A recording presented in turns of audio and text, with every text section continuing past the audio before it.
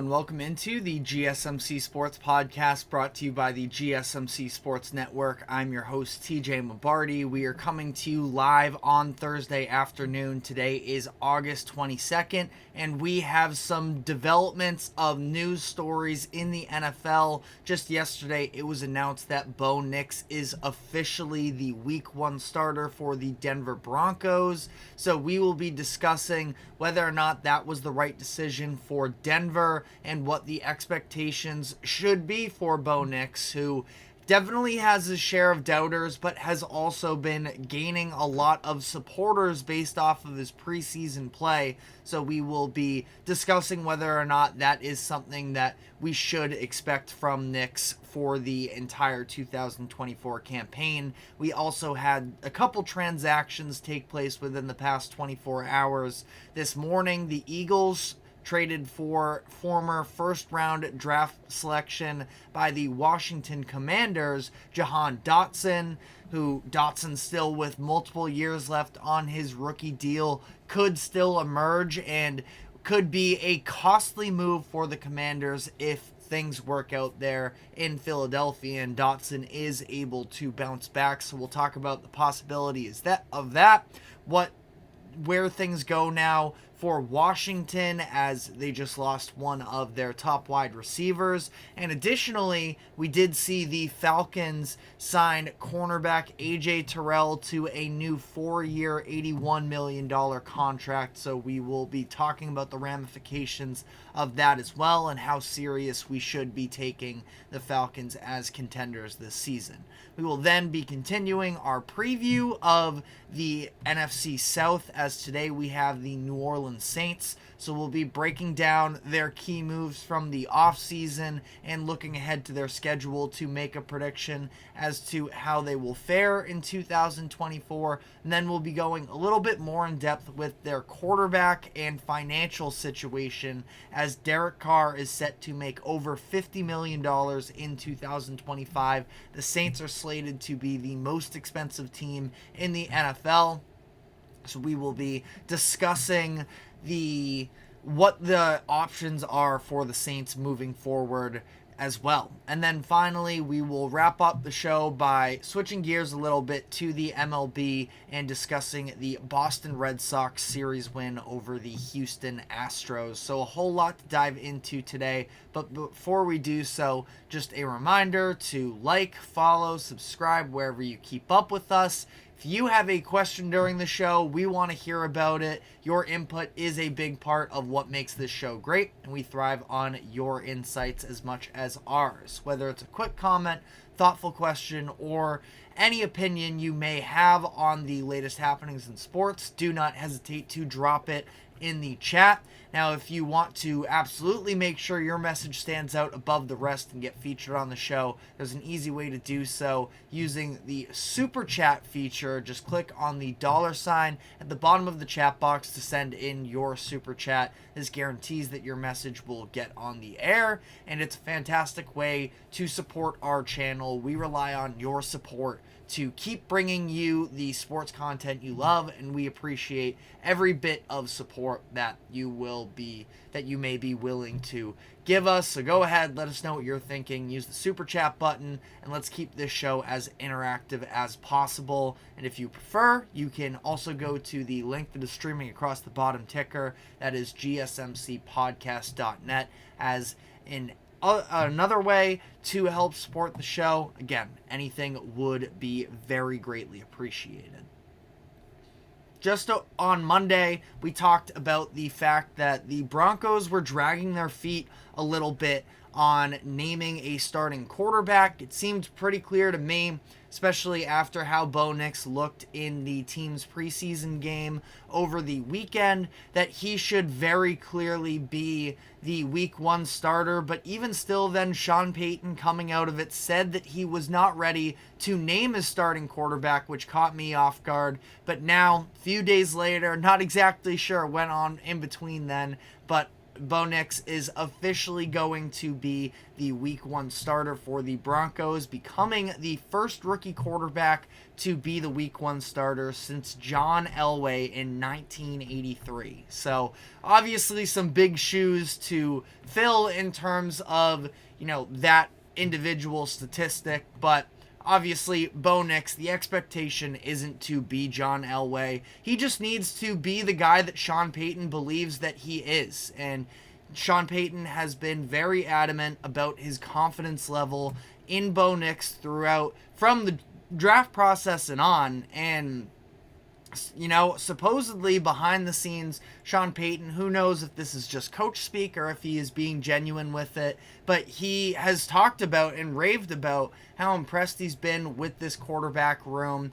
But ultimately, he had to make the decision at some point, and Bo Nix was the pretty obvious situation. So just following the Broncos practice on Wednesday, he came out and spoke to the media and said, quote, "Bo Nix is going to be our starting quarterback. I felt like, and I said this to the media 2 weeks ago, that room has been outstanding. Stidham, certainly with his experience and then being able to work with Zach Wilson, all three of those guys, we've got some decisions as we get into the roster. I don't want to get into all the other roster battles. That's not for today, but Bo will start. We've kind of gone through the process in the very beginning of it all, just speaking with the GM and the owner and understanding that oftentimes these things take care of themselves, but we're not in a hurry to arrive at those types of decisions. We want to see it. Think it's important relative to the team that we handle it that way. He's been outstanding. Obviously, there's a ton of room for growth. There's a lot of things that he needs to work on. But ultimately, he's confident in the process with Bo Nix. And as much as he praised Stidham and Zach Wilson, and again, that could be true. That could just be him trying to win over the locker room. Obviously, the vibes at the end of the 2023 campaign for the Broncos were in the dirt with the whole Russell Wilson drama, that maybe he's just trying to win over his players and make sure that locker room is bought into what he is selling. But as much as he can praise Jarrett Stidham, I think that ultimately, when you talk about the Broncos' upcoming season, Stidham we already know to the most part of what he's going to be, and Stidham, I think, can be a very solid backup quarterback. And I'm not saying that Bo Nix clears him out of the water by any means, but it's just that you sort of already know what you have in Stidham, and at this point, there's no real need for the Broncos to play him into the regular season. And the idea is, well, is there a case for Nix sitting the first half of the season for personal benefit? Because Tom Brady, he's even talked about it as of late, that rookies can at sometimes just be thrown into the mix of things and build up bad habits in bad situations and ultimately have their confidence shot and their careers ruined from there, which is very much a true statement.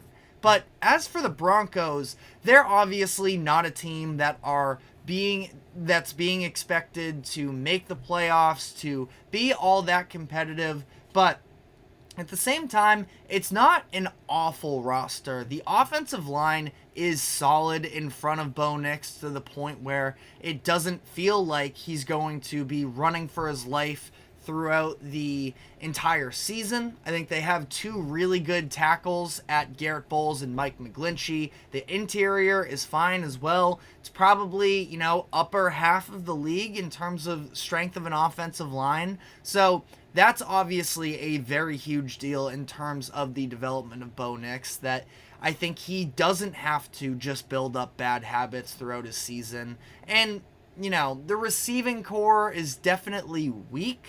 I don't feel good about the skill position group, but honestly, at the same time, I don't think that is going to be anything that totally tears down the confidence level of Bo Nix. Especially, again, confidence is one of the things that Brady talked about, and I think when you have this conversation about Bo Nix in Denver, what stories or reports have you heard come out that would lead you to believe that Sean Payton won't be able to instill confidence in Bo Nix? He compared Bo Nix, at least to some degree, I know not, exactly so, But the report that came out pre-draft process of Sean Payton feels as strongly about Bo Nix that he did about Patrick Mahomes in the 2017 draft. Like, everything I've heard is that, Sean Payton has been very high on Bo Nix. He's made that very clear publicly. And again,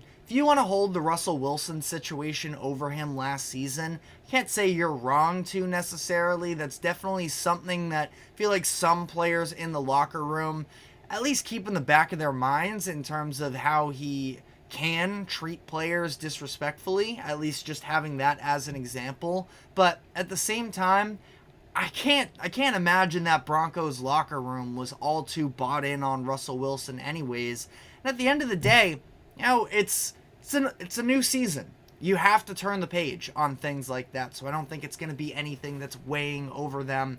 And again, for this specific scenario with Bo Nix, I feel like Sean Payton sort of knows that if he is going to continue to have a future still coaching at this point, Sean Payton, double check the age here, but Sean Payton's getting up there. He had been retired and he decided to come back out to coach the Broncos. He's 60 years old, going to be turning 61 in December. So it's not like he has this, vast future ahead of him in terms of being an NFL coach. He sort of knows that Bo Nix is his path to being able to stay relevant as a coach moving forward. And I just think I'm anticipating at least that relationship between Bo Nix and Sean Payton is going to be really good. I don't think that Payton is going to put Nix in any sort of compromising situations that are going to tear him down. At some point, like obviously for any player, the number one thing I feel like you hear from players going from college football to the NFL is the difference in speed, and the idea of processing that is a little bit of, whiplash to some degree, where it just hits you so fast. But you're going to have to make that adjustment to the next level eventually anyways. And, I think that we saw it even as recent as last year with Jordan Love, who had been sitting on the bench for a few years, and he was a little bit slow out of the gates last season for Green Bay, and ultimately it took that adjustment period. Now maybe him sitting on the bench for a few years, he had at least understood what the process looks like a little bit more anyways, and maybe that did help benefit him to sort of change direction along the way last season, and ultimately turned out a very good year. But I think that for Bo Nix, he's going to be, this is somebody who had a ton of experience in college, a 5-year starter between Auburn and Oregon. So I think he's going to be ready for the moment. I don't think that the moment is going to be too big for him.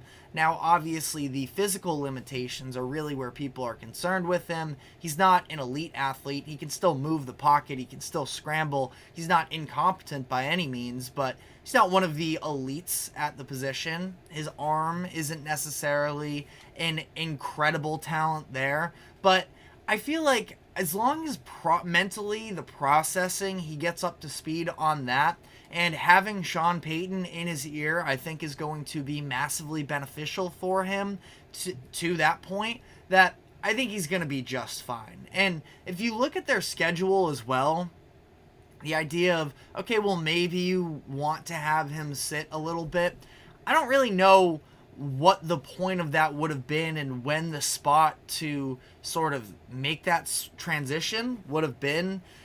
Kind of the key spots that I look at, first off, week after the bye week is sort of off the table because the Broncos don't have their bye until week 14. So you really don't want 13 games of experience from Jarrett Stidham. I would have to imagine. I just don't really see what the argument for keeping Stidham in over Nix would be. But if you want to give Nix maybe a few weeks to, fully understand what game week looks like, understanding the routine and all of those things, there were a couple spots that, maybe could have been landing spots for him. I would have said at home, probably, I don't know, week 5 or 6 against the Raiders and Chargers. Neither one of those teams are excellent. You get it at home, probably not bad.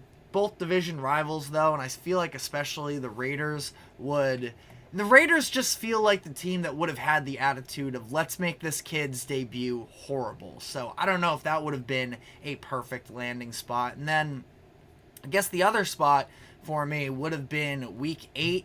Having a long week. They play Thursday Night Football week 7 in New Orleans, come back home for week 8 10 days later. Maybe that would have been the time to, have Bo Nix. But then again, at that point, half the season's already gone at that point. And I just don't really know what you are benefiting from with Jarrett Stidham, to the point where, again, Stidham's solid. I don't mean to tear him down whatsoever. He's just not really, at least from what I've seen, and from I think what most people would agree with, he's not a starting caliber quarterback at this point. And he can definitely, if things go wrong for Bo Nix in year 1, Stidham is somebody that you can probably hand it off to and have him sort of cruise the rest of the way out. But this is a year where it's just going to be about the Broncos retooling, having Bo Nix become the future of the organization. What does that look like in year 1? Time will tell. But let me know what your thoughts were on this whole situation, whether or not you think they got it right. Should they have held Bo Nix out for a longer period of time, or are you on the same wavelength of me in terms of just play the kid, let him get his reps? It's not like you're missing out on anything with putting Jarrett Stidham on the bench. But again, let us know what your thoughts are in the comments section. We're now going to be diving into some of the roster transactions that have taken place in the NFL over the past 24 hours, where we saw this morning 2 division rivals in the Washington Commanders and Philadelphia Eagles make a trade involving a player that was taken in the first round in 2022. So a little bit unprecedented there. And then additionally, the Atlanta Falcons locked down AJ Terrell to a new contract extension. So we will be breaking down both of those news stories. But first, we're going to be taking a quick break. Do not go anywhere. We will be right back.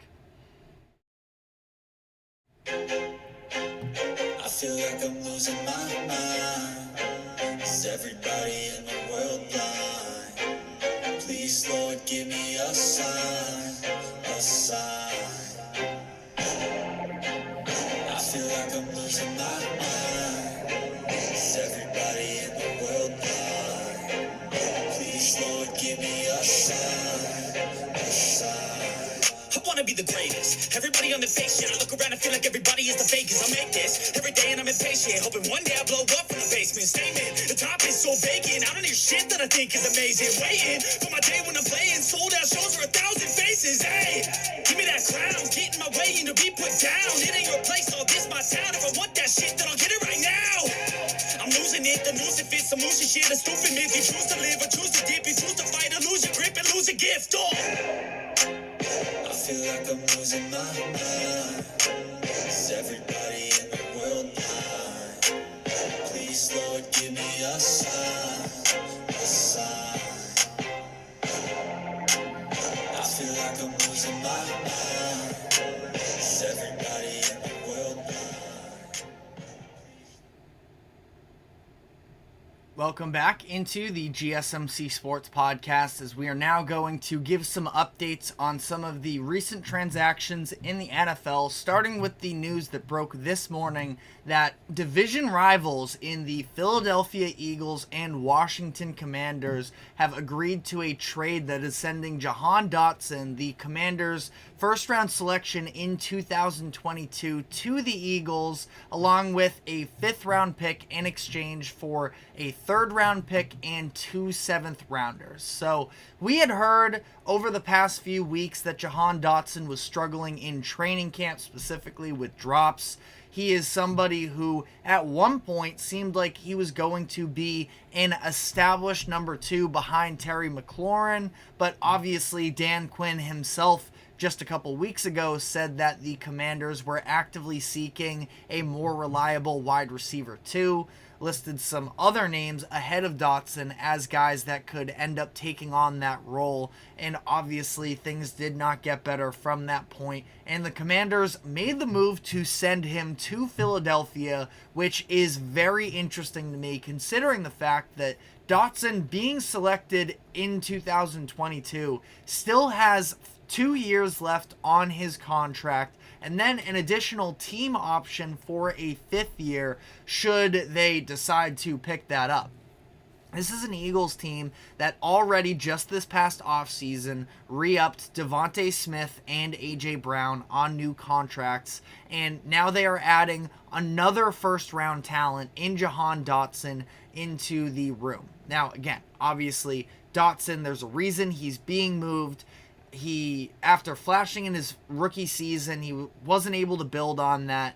Averaged just 30.5 receiving yards per game last season, 10.6 yards per reception, which is still a solid mark, but that was down significantly from 14.9 in 2022. Wasn't getting in the end zone at the same rate that he was in his rookie season. So again, there's a reason why Dotson is being moved. It's not because immediately the idea at least is that the Eagles fleeced the Commanders.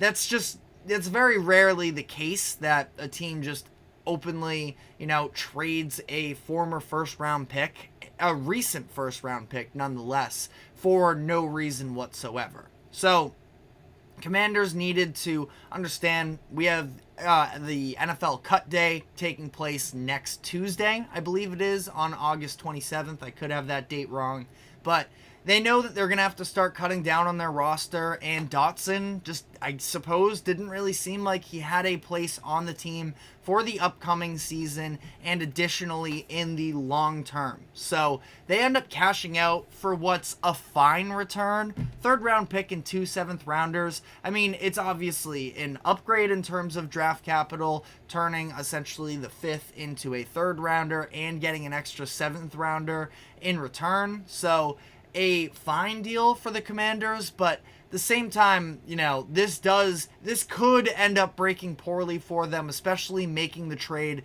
within the own division. I wasn't surprised that they decided to move him, but the Eagles was definitely a little bit of a surprise landing spot, and I think that this is a very nice risk taken for the Eagles, where, again, it's not like you're giving up crazy draft capital, not even not a round 1 pick, obviously, not even a round 2 pick, so there's some value in the 3rd, but the Eagles, they're just fixated right now on trying to make it back to the Super Bowl. And Dotson is somebody who additionally has roster control for another couple years. Now, they already have a ton of money wrapped up into their receivers with AJ Brown and Devontae Smith, and really their skill position players in general as well, with Jalen Hurts on a new deal, just signed Saquon Barkley in the offseason. So that's an expensive offense building up there, but so, the odds that Dotson ends up getting a long-term deal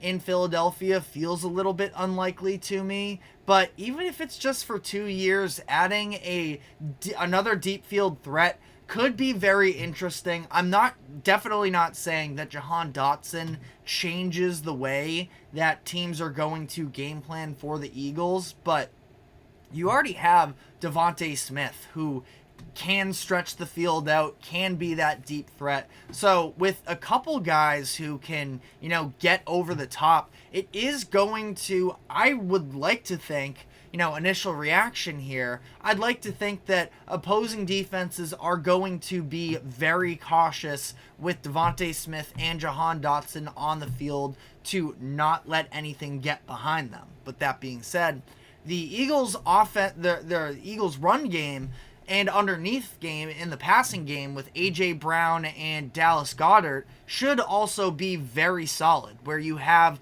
like I mentioned, Brown and Goddard, who can get some damage done in the intermediate game. You have Jalen Hurts and Saquon Barkley combining for a rush attack. The offensive line without Jason Kelce is not going to be quite as good, but should still be one of the best offensive lines in the NFL. And I think that Dotson becomes a little bit of an interesting wrinkle here, where, again, just adds at least that extra threat of being a deep guy for them. Again, we'll see whether or not he is able to pick himself back up after...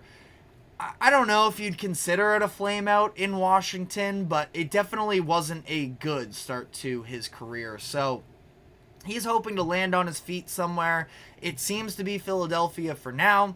And again, really like the move for the Eagles. Very quickly here on the Commanders as well. We've already talked about it a couple times throughout these past few weeks since we heard that Dotson was struggling and that the Commanders were in search of a wide receiver too. Think that the De'Ami Brown rumors that he has been impressing probably played some factor into this. I thought that De'Ami Brown has looked pretty good in his first couple preseason games as well. Somebody that was once a day 2 pick not that long ago. See what he could turn into. Olamide Zaccheaus, as well as the name that Dan Quinn has mentioned that has been standing out in practice for them. We talked about this the other day. Again, they have some names in that wide receiver room, also drafting Luke McCaffrey, Christian McCaffrey's brother, in the draft this past year as well. So there's definitely question marks around the depth in terms of who is definitively going to be the answer, who is going to step up into the role that Dotson was supposed to take on. But even if they don't get that necessarily, I think they'll have passable options. I don't hate their tight end room either. Zach Ertz, fine, at this point, older. But Ben Sinnott is a name that I'm definitely keeping an eye on this year. I don't believe that the Commanders are going to be a great team this year. I have them as one of the worst teams in the NFL. But, all of that could change as well if Jaden Daniels obviously emerges onto the scene. But loses a wide receiver, which definitely is not a great start to Daniels' tenure in Washington. But if it wasn't going to work, so be it. You get a third-round pick in the coming years that you can use to draft somebody who can actually help Jaden Daniels in, I believe that pick is in the 2025 draft. But very quickly, we will hit on the other news that the Atlanta Falcons are signing cornerback AJ Terrell to a new contract, 4 years, $81 million with $65.8 million guaranteed. AJ Terrell, who I believe he was a first-round pick, I can double check on that as well, but AJ Terrell, he was a first round pick, 16th overall in the 2020 draft, and 2020 and 2021 were where he was, flashing that potential, especially in 21 becoming an all-pro second team caliber player. So we know that the talent is there. Past 2 seasons have been a little bit disappointing for him. Now sort of started to go back up in the right direction with his 2023 campaign, and the Falcons are going to need him this upcoming year considering where they're at as a franchise at this point, seemingly trying to, push themselves into contention in what is a pretty open NFC North, or NFC in general is what I meant to say.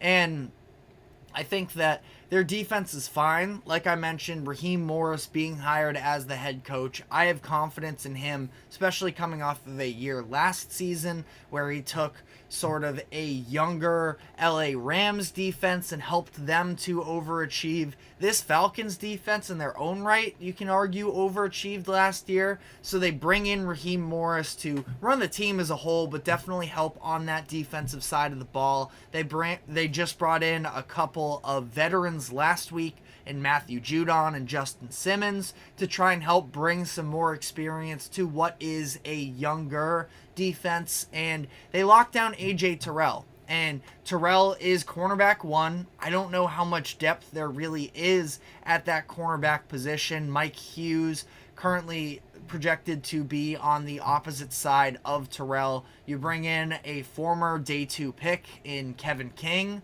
in free agency. I think this is his upcoming first year with Atlanta, but it's not all that great of a group necessarily. So Terrell, they would love to see him emerge back into an all-pro caliber player. Now, he's definitely not alone by there. I was talking about the cornerbacks. Don't want to, forget about Jesse Bates at safety. I feel like I've been pretty vocal about my support for Jesse Bates at that safety position, that he is possibly the best safety in the league. Him and Kyle Hamilton are two of my favorites at the position. But I think that ultimately, this Falcons team, they are hoping to be playing in big games. And AJ Terrell is going to be asked to take on some big responsibilities in big moments if that's where the Falcons reach. And he should be capable of doing so. But again, it's a lot of money to obviously cough up there. And I was a little bit surprised looking at this deal. But at the same time, I don't have any problem with it, and we'll just sort of have to wait and see. Falcons definitely seem to be in on what they're building up right now, and only time will tell whether or not things actually play out the way that they are anticipating. But let me know what your thoughts are on not just the Terrell deal, but the Dotson deal as well. But we are now going to be taking our next break here, and when we come back on the other side, we're going to be continuing with our NFC South teams previews, and today we have the New Orleans Saints, so we will be diving into that. But first, a quick break. Do not go anywhere. We will be right back. Looking for your daily fix of sports talk without having to pay for it? GSMC Sports Network is available on YouTube. Just search GSMC Sports Network. Get your fix of daily sports talk shows on YouTube, absolutely free. NFL, college football, NBA, MLB, MMA, UFC, fantasy football, and so much more. GSMC Sports Network has shows running all day long, with new sports shows starting every 2 hours. Just like on your favorite cable sports channel, except GSMC Sports Network is absolutely free. Just search GSMC Sports Network on YouTube to catch one of your new favorite shows, like the GSMC College Football Podcast, Chip Shot Football Podcast, Hoops and Heels Women's Sports Podcast, GSMC Basketball Podcast, and so many more. Check it out for yourself. GSMC Sports Network, now available on YouTube absolutely free. Search GSMC Sports Network on YouTube right now.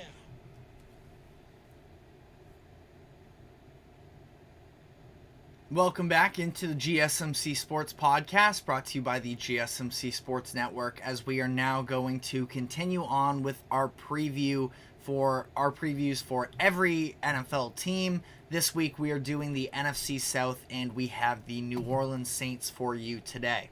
And with the Saints, I think that it's very interesting, the conversations that take place surrounding quarterback Derek Carr, because Carr is somebody that, especially early on in his Raiders career, I felt like was going a little bit under the radar in terms of what he was able to produce. And obviously the final couple years there in Las Vegas were not good, which is ultimately why he ends up being moved to the New Orleans Saints. And Carr was not great last year, but I also think that he sort of shouldered on a little bit more blame than was fair. Ultimately, there is a lot of youth surrounding him at the skill positions and the offensive line. I don't think that it was all that talented of a roster per se, and Derek Carr definitely could be better and would be able to elevate the team should he be able to figure it out once again. But I think that it's almost a little bit unfair, the type of scrutiny Carr faced last season. Now he's 33 years old. At this point, he is in that prove-it stage still of his career, where it would be sort of easy to write him off. But he is still on the books for 2 more seasons, fully guaranteed. We're going to be diving more into the specific financial situations in the following segment here. But Derek Carr set to make over $50 million against the cap in 2025. So as much as you definitely... it feels like the Saints could be in the market for finding a new quarterback. It's going to be extremely difficult to maneuver the current number that he's on. So I think that Carr still has another 2 years in New Orleans. But, let me know what your thoughts are Let me know what your thoughts on that are in the comments section, But looking at their offensive stats from last year, they were overall pretty solid. Again, passing offense 11th, scoring offense 9th. So Derek Carr definitely, left some to be desired, but at the same time, I thought overall he was pretty productive for them. And heading into this season, I think that it's interesting as well when you just talk about what kind of pieces he has to work with, because no Michael Thomas, they ended up releasing him during the offseason. Chris Olave, in my opinion, I'm very confident in him as a wide receiver 1 moving forward. Back-to-back 1,000-yard seasons through his first 2 seasons in the NFL. I think that he is an excellent player. It's just about what is behind him, where Rashid Shaheed, somebody who's shown flashes, has spent a lot of time playing in special teams, and we know that he can be an explosive athlete, maybe with some potential to be a deep threat, but not a super fundamentally sound wide receiver that you feel like is going to be, consistent for you. A.T. Perry is a player that I really liked going back to his time at Wake Forest. I just thought that he was a very intelligent wide receiver. He's got nice size to him as well, standing at 6'5". So he's got the size. He's a pretty solid route runner. I think that he can go up and make jump balls as well. So somebody who's been flashing some in preseason and in training camp that I think A.T. Perry could definitely take on a bigger role this upcoming season. They bring in Cedric Wilson, which is fine. They bring in Equanimous St. Brown, again, fine, but still not ultra-talented receiving room, but some interesting pieces to play around with. Jawan Johnson has emerged as a pretty nice tight end as well for them, but yeah, not one of those elite players. Their offensive line ultimately is fine. I wouldn't say it's great. I think that you're relying on a lot of youth, obviously, which is part of the reason why, there are some question marks there. Talaiz Fuaga, who they drafted with their first round pick this past year, he's been dealing with some injuries in the preseason that have limited some of his reps. Trevor Penning, I thought in their game against San Francisco over the weekend, I thought that, Trevor Penning looked really good. He's a nasty player, and I forget exactly what it was. I think, attitude is like a conversation around him in terms of he can be maybe a little bit rigid is probably the nicest way to put it. But honestly, I don't need my offensive linemen to always be Jason Kelsey, be super nice guys. You got to be a little nasty sometimes when you're in the trenches. So Trevor Penning is somebody I definitely have my eye on, as well as somebody who could potentially be a breakout for the Saints. Cesar Ruiz, pretty solid player as well. Overall, it's just a fine offensive line that I don't feel great about necessarily, but I don't think it should be a total liability for them either. So the offense should be fine this year, and the defense as well. You talk about where they were at, and kind of fine, all things considered. This is a Saints team that doesn't get very much positive coverage, I feel like, from the national perspective, but they're a solid roster. Now, you look at their defense, it's hit and miss at some areas. Demario Davis still holding it down in the middle, still one of the best middle linebackers in the NFL despite his age. Now, I mention his age because of the fact that he is 35 years old, turning 36 in January. That is a long time to be playing middle linebacker in the NFL. So you do have to wonder if age is eventually going to catch up with him.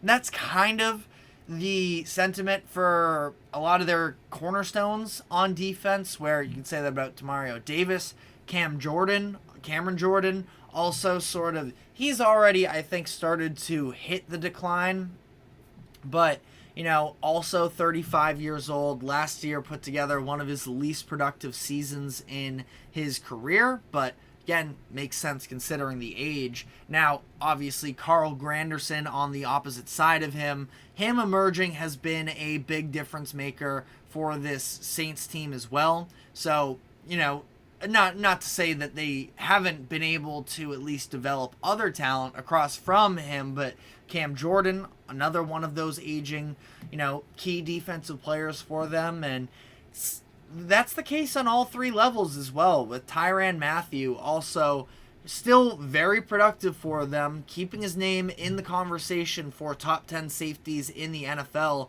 but he is going into he's been playing since 2013, so what is that, 10, 11 years or so in the NFL at 32 years old.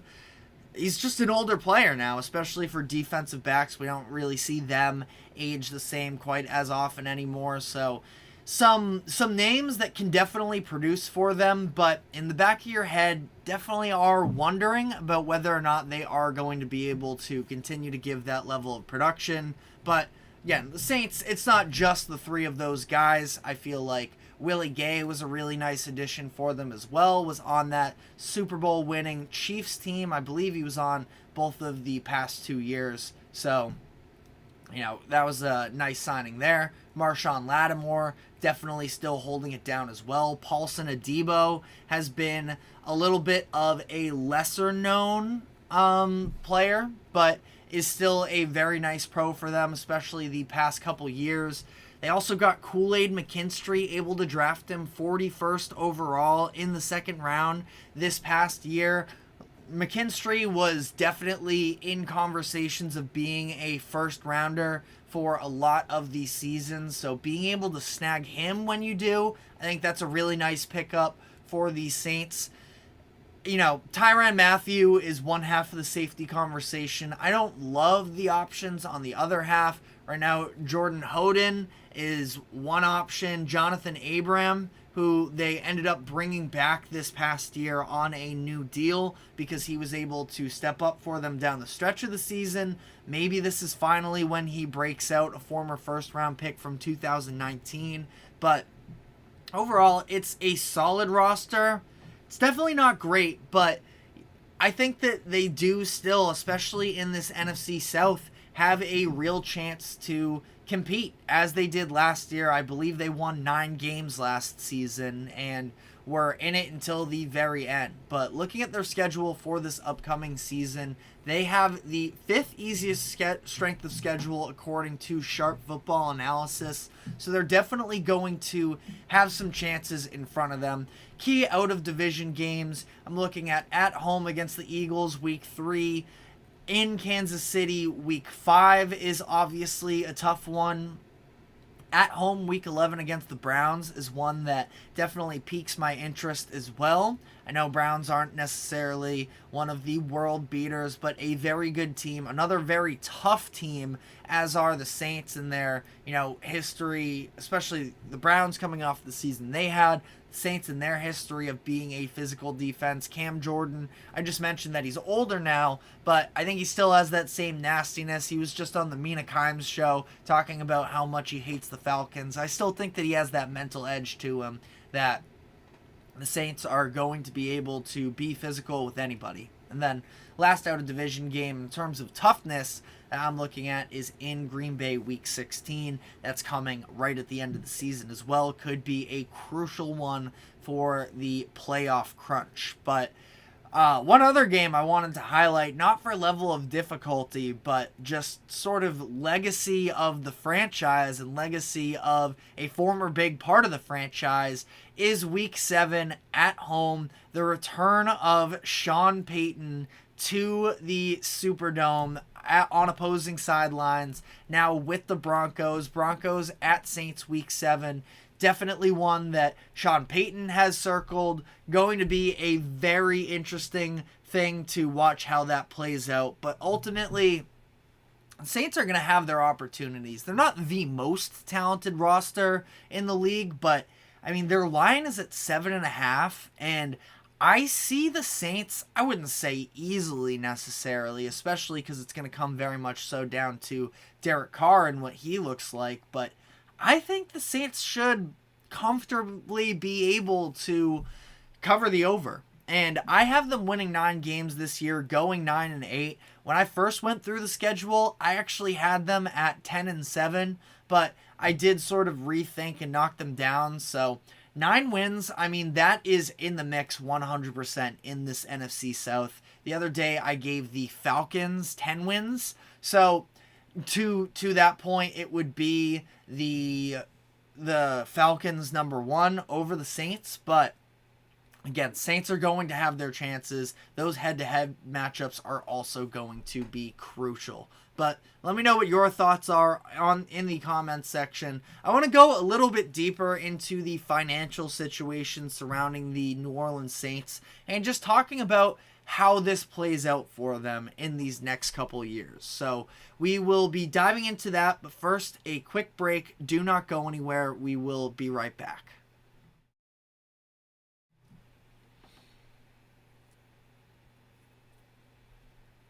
For the best and latest podcasts available anywhere, go to the podcast app on your cell phone and type in GSMC to access free content-rich podcasts on health and wellness, book reviews, sports, entertainment, relationships, social media, movies, technology, finance, and even weird news. Subscribe and download the GSMC Podcast Network's family of shows, available everywhere podcasts are found.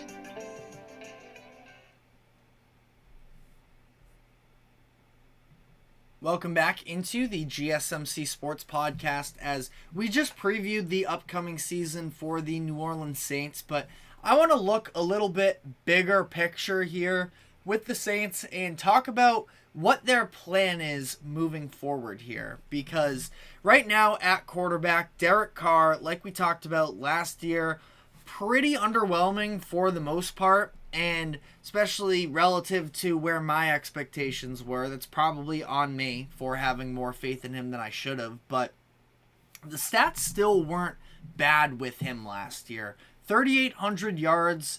He ended up throwing, 25 touchdowns and just 8 interceptions. That's not a bad mark. Also, 68% completion percentage, significantly up from his final season in Vegas in 2022, where he was just under 61%. So a significant upgrade there, or increase, I should say, specifically for Derek Carr. And they lose Michael Thomas, but again, I think that it's interesting wide receiver pieces that they have. Chris Olave's a real number 1.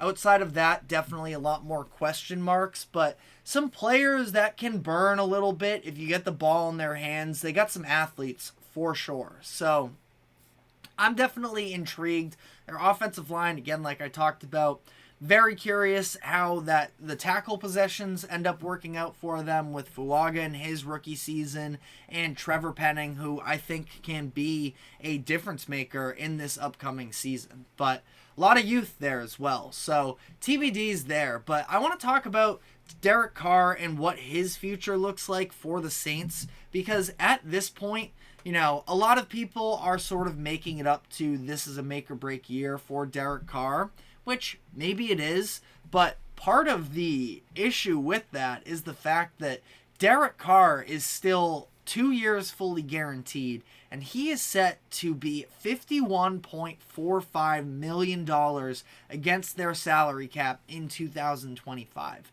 That is a ridiculous number, and I like Derek Carr. The fact that the Saints organization signed off on this, that's not a great look, because I think that even at Derek Carr's best, imagining him being a $51 million player, that's pretty steep. So I think that they're stuck with him a little bit. The dead cap hit for them if they were to try and dump him is over $50 million as well. So they're either going to somehow need some other team to take on that contract, which is impossible. I literally do not think that it's possible for them to find a suitor for that. And I mean, I don't think they're just going to eat the dead money. It's possible. I mean, we've seen teams take on these massive dead cap hits if that's what they need to do, if they feel like they are in desperate need of a reset button. But that's kind of, I suppose, where this make or break conversation with Derek Carr sort of falls to. And ultimately, I think that they don't really have another great plan, which sort of leads me into...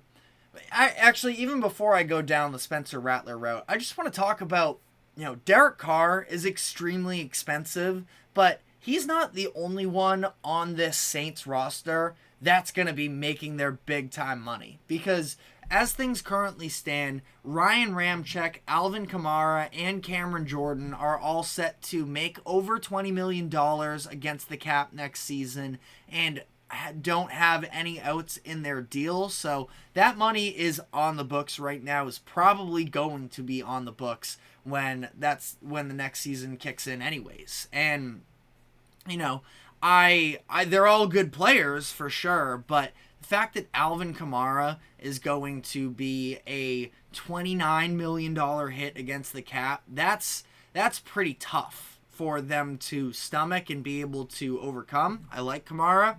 Maybe that's a deal where they can get somebody to take on at least some of it. But, yeah, almost $30 million for Alvin Kamara. Kind of crazy there. Marshawn Lattimore, another one of their top players, but he's going to be over $31 million against the cap for the Saints in 2025 as well. Now, that's a deal where there's at least a potential out this season. This is his final fully guaranteed year, so I could definitely see a contract restructure in the works there for the Saints to give them maybe a little bit more flexibility in 2025. But that brings me back to the overall point here, where the Saints, sure, you can look at that Derek Carr contract and talk about how bad it is, but the Saints, according to SpotRack, they will be on the books for $379 million in money given out for next season. That's what they have on the books. That is significantly the most spending in the league. And that's part of why we saw maybe a little bit of a quieter spending free agency for the Saints this offseason. It's because of the fact that they don't have that much money to operate with. Like, for 2025, they're currently supposed to be $105 million over the salary cap. Now, again, they were able to sort of maneuver a little bit in this past year, actually 20th in total spending, according to SpotRack. So we're able to make some moves, and it's definitely still possible, but they're going to have to stay digging a little bit, I feel like, the Saints, for finding value elsewhere, because 2025 is going to be another very expensive year for them, and they're going to have to try and find a way to sort of overcome that. And I don't know if eating $50 million in cap space from Derek Carr is the case. So bringing it back to him, I kind of feel like as long as he's able to give you league average quarterback play, what's really the point of moving on from him? Now, maybe it's the idea of if you just want to bottom out at that point, that you feel like you're too expensive, that you want to rebuild your organization through the draft. I mean, it's a strategy. It's not a great strategy, and I don't know how well it would go over with Saints fans, but I suppose it's on the table, especially if Derek Carr doesn't look good this upcoming season, that maybe that's just better than, having to watch somebody go out and eat $50 million and stink it up for your team. I just don't anticipate that being the case for Derek Carr. I still think that he is very capable, and ultimately, we'll see how this plays out for him. But their current backup plan is Spencer Rattler, who, as I sort of alluded to earlier, is the rookie that they drafted in the 5th round this past year. Speaking of the, financial situation and everything, definitely didn't help them that, and I just talked about the idea of building through the draft. The Saints went over 100 consecutive picks this past year without taking anybody. It was Kool-Aid McKinstry at 141. They didn't pick again until the 5th round when they got Spencer Rattler 150th. So you know, a lot of ways that you can overcome those financial issues are by adding cheap rookie contracts onto the books. It's not really the strategy the Saints went with. Now, they had 3 picks in the 5th round, and they selected in the 6th and 7th, so, I mean, they have rookie contracts on the books. It's just, I don't know how much hope you necessarily have that those are going to be contributing players for the Saints this upcoming season, or, anytime soon. But Spencer Rattler is somebody who, coming out of high school, was one of the top recruits in the country, and a lot of people had high hopes for, but ultimately it just never panned out for Rattler. And I'm not anticipating that he is going to find himself once again during this upcoming season, or really, I just don't know if there's any chance that he is able to sort of come back onto the map, because of the fact that, some of the personality stuff, I don't know how much to buy into it at this point, because he looked like a jerk in that show that came out on Netflix, QB1, I believe it was called, of him in high school. I mean, yeah, he was definitely, a little spoiled kid at the time, but also now at this point, I mean, how much longer can you hold that on to? That was 5-6 years ago. So who knows there? I think he's very erratic as a football player, and we saw, the fact that he had a fumble, I know, in last weekend's game against the 49ers, allowed himself to get stripped on a sack. That's never a good thing, obviously. I don't know how much stock I'd be putting into him. I think that it's probably the ship has sailed. Maybe if the Saints are desperate, that they could sort of try and talk themselves into it. If Derek Carr is struggling down the stretch of this season or next, we could maybe get some more tape on Spencer Rattler. And I guarantee if he has a couple big plays, some fans are going to be back in on him. I just don't know if that is a very good succession plan. I don't think that bodes well for the overall level of play that you're going to have. I'm sort of fully out on Spencer Rattler, but, again, maybe you feel differently in the comments section. I just feel like this is kind of Derek Carr's team for the next 2 years, ultimately, whether it's super exciting or not, just with the money that's tied into him. I think he's fine. And I do think that there are a number of areas on this roster that they could continue to improve on. I think getting another standout wide receiver or tight end or just receiving option for whoever your next quarterback ends up being is. I anticipate this probably being the Saints. I mean, who knows? They could maybe follow in a similar path to the Falcons from this past season, where you feel like you're a good, not great roster, that maybe you just throw money at the quarterback position for whoever's available in 2000. Again, they wouldn't even have the money to do so in 2025. I can do a quick look here at what the books looks like them for in 2026. At that point, though, so many different contract restructures and such that at that point it looks like the Saints are going to be, according to Spot Rack and how they currently have things, they'll be third in spending in 2026, but that's also including $61 million for Derek Carr that I have to imagine is not going to be on the books at that point, and that's just sort of the top name that comes up, an example of why it can be hard to project multiple years out in the NFL because it's not fully guaranteed contracts. So we'll end up seeing how it works out, but I think that this is going to be a team that eventually looks through the draft to be able to find the replacement. Again, I don't know if they're going to have the financials in place to be able to go and throw money at. I don't even know who would be a free agent ahead of 2025, or ahead of 2026, because 25, sure, maybe you get a Dak in there, but there's no way the Saints are going to have enough money at that point to be able to pay him big. So this feels like a team in the draft, either 2025 or 2026. They're going to be hoping to, find somebody there.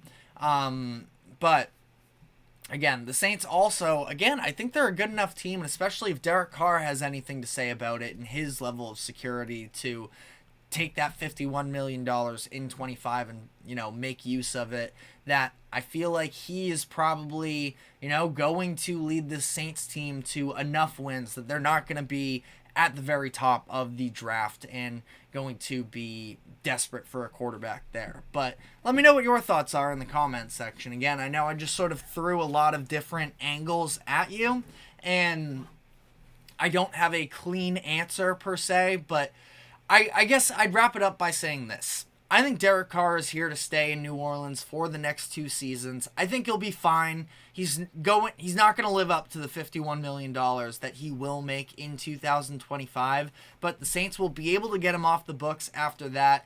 And then at that point, Derek Carr can at least be somebody who holds down the job and it gives you league average quarterback play.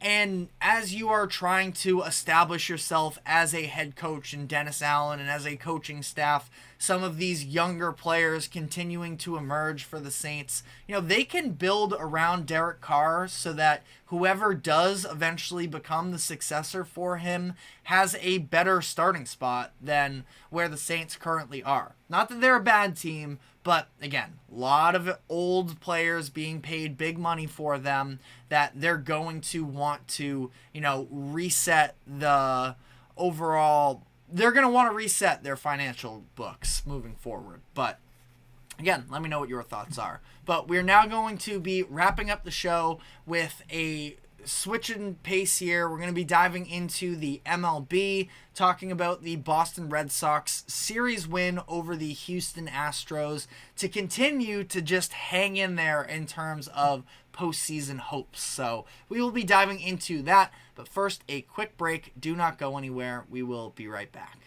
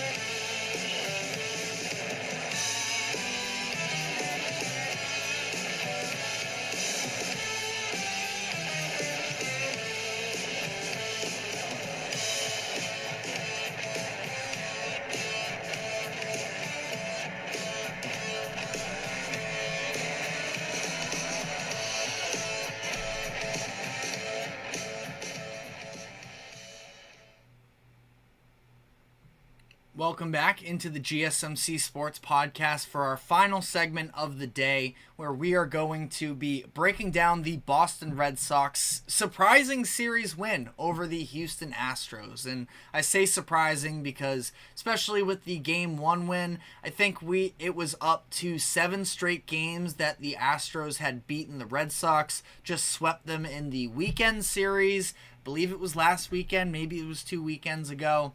And the Astros, they're playing very good baseball right now. So for the Red Sox, who definitely have been scuffling a little bit post All-Star break, the expectation was not for them to, actually come out with a series win here. But that's what ended up happening, winning each of the last 2 games to take the series and again keep their postseason hopes alive for whatever that's worth. And the biggest surprise of it was the Red Sox bullpen actually stepping up for them, where I've talked about it before. I sort of foolishly, coming out of the All-Star break, was talking myself into, if this Red Sox bullpen is actually healthy with Kenley Jansen, Chris Martin, if one of their trade deadline acquisitions in Lucas Sims or Ryan Garcia could step up for them, if Justin Slayton comes back healthy, and who knows what's really to be expected out of Liam Hendricks, but he's technically in the mix as well, that this could be a solid Red Sox bullpen. And yet the very clear statement coming out of the All-Star break was, yeah, no, that's not happening. And they had blown 12, including their game 1 loss, where it was Lucas Sims and Kenley Jansen allowed runs in the 8th and 9th inning, respectively, to get walked off and blow another game. That was their 12th blown save since the All-Star break. They are among the top teams in blown saves. I think I just saw a stat earlier this morning as well from Brooksgate, the Twitter account, where the Red Sox are tied for 4th with the most blown lead losses this season with 30. And again, 12 of those coming since the All-Star break as well. So that is very bad. But ultimately, their bullpen actually looked really good in games 2 and 3. Luis Garcia, who was going on 6 straight appearances with allowing a run, 3 straight appearances of allowing a home run, that he pitched 2 scoreless innings in this series. Zach Kelly did as well. Another arm that has just been allowing homer after homer. And I was very encouraged by what I saw from the bullpen. Am I putting stock into it long term? I'm not ready to go that far. But, that was definitely the version of Luis Garcia that Red Sox were hoping to get. Maybe a little bit of soft contact, but keep the ball in the park and just get the outs. So we'll see about that. Lucas Sims, like I mentioned, struggled in game 1. For whatever reason, he just seems to be infinitely better whenever he has inherited runners versus when he tries to start an inning clean. I can't explain it, but it seems like he almost thrives off of the chaos of having, other guys on the base when he's not responsible for them. I don't know what it is. Maybe it's also just the fact that the Astros have given him his 2 worst outings since being traded to the Red Sox. But, again, I'm definitely not saying they have a good bullpen, but, seeing maybe a little bit of flashes of this could potentially be a group that could step up late in the season. I might be talking myself into a delusion here. So, fact check me in the comments section if you think I'm getting ahead of myself here. But it's going to be needed because the starting pitchers, we've been talking about it for weeks, obviously running on fumes a little bit. Thought that you actually got pretty good production out of your starting pitchers this past weekend. Tanner Houck, pretty good start from him overall. Defense let him down in the 4th inning. He, of course, allowed the first 2 runners. It was a Yordan double and a Yainer Diaz who just killed them all series long. Had 2 hits in every single game, including that walk-off to end game 1. Allowed them on. Ultimately, again, defense kind of fell apart there. But I think that ultimately, the starting pitching was pretty solid from them, all things considered. Pivetta, you're kind of seeing Pivetta hit his mark as well, where he has the stretches where it looks like he's figured things out, and then when that's not the case, it looks really bad. But the offense continues to produce for them, so, it's kind of hard to... we've been talking about this in past weeks. As long as they are going to continue to put up runs, this is not a great pitching staff, but they can hang in there at least enough to the point where, the Red Sox can win, most games if things don't go wrong. The issue is you're putting a lot of pressure on that offense, on a pretty bad defense, and not on a great pitching staff. So that's why the margin of error is pretty slim for them, and that's why it does feel like every few weeks or so they make up a new way to lose, which is sort of how I felt after game 1. But you know what? Overall, pitching looked pretty good for them this entire series. Only 11 runs allowed in 3 games. You'll sort of take that for the most part. And again, especially out of the bullpen, going perfect the last 2 games. I definitely did not have that on the bingo card. But, looking at the offense a little bit as well, one thing that I sort of want to hit on here, and it's kind of a silly argument, but there were a lot of Red Sox fans that were upset with the placement of Masataka Yoshida's where he is in the lineup for this Red Sox team. Was not in the lineup game 1 to face a lefty in Yusei Kikuchi. Yoshida's been okay against left-handers, but the Red Sox definitely seem to, try and avoid having him in those types of matchups. So it was sort of similar to the series that they just played against the Orioles, where Masa didn't start game 3 against the Orioles when it was Povich pitching for them, but both in Game 3 of that Baltimore series and then Game 1 of this Houston series, Masa, not in the lineup, comes in to pinch hit late in the games and gives you production. Where I think that, that just sort of goes to speak to a little bit more of the diversity in this lineup of what you can get out of them. And I think it's particularly interesting where you look at the lineup for Game 6 facing off against Justin Verlander, making his first start. And I can't even remember when the last time he started was.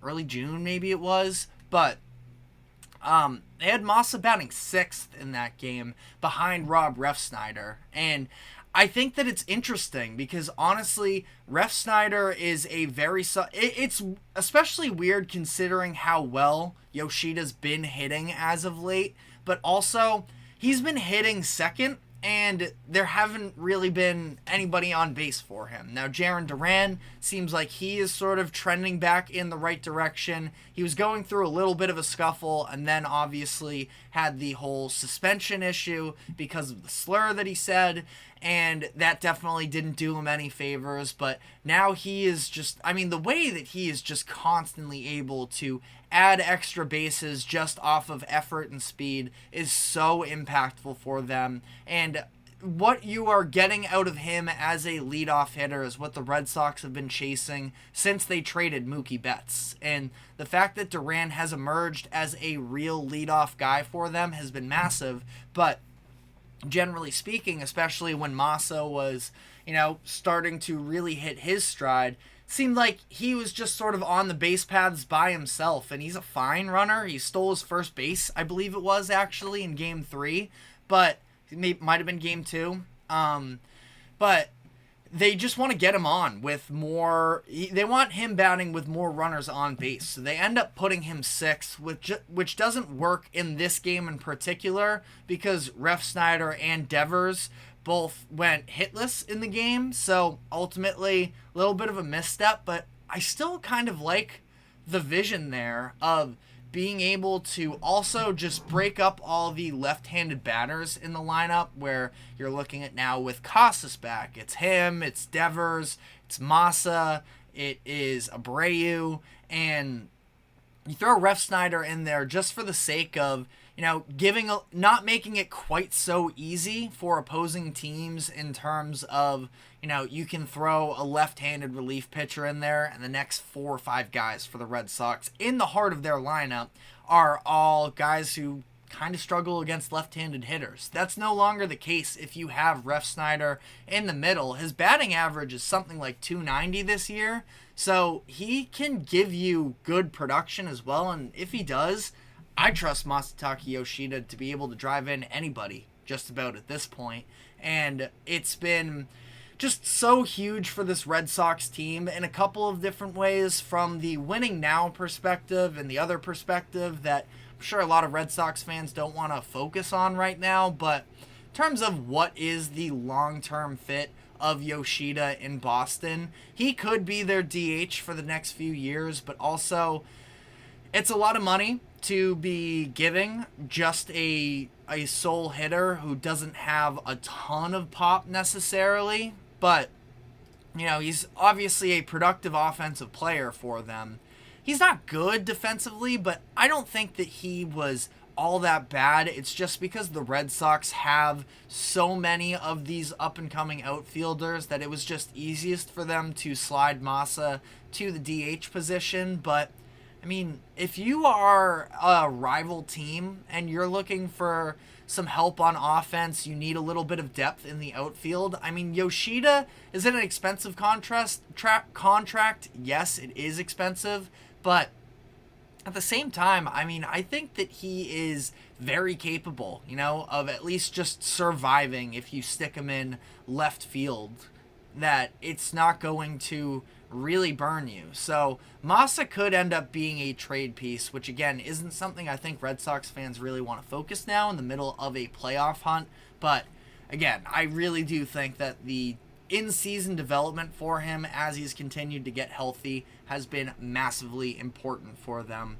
But let me know what your takeaways from these series were in the comment section. But that is all the time we have for today. Thank you very much for tuning into the GSMC Sports Podcast. Thank you to the GSMC Sports Network for allowing us to host this show. Remember to like, follow, subscribe wherever you keep up with us. Be sure to check us out on social media as well for more exclusive short content. And we will see you at 2 o'clock p.m. Eastern tomorrow afternoon, same time as always. Take care.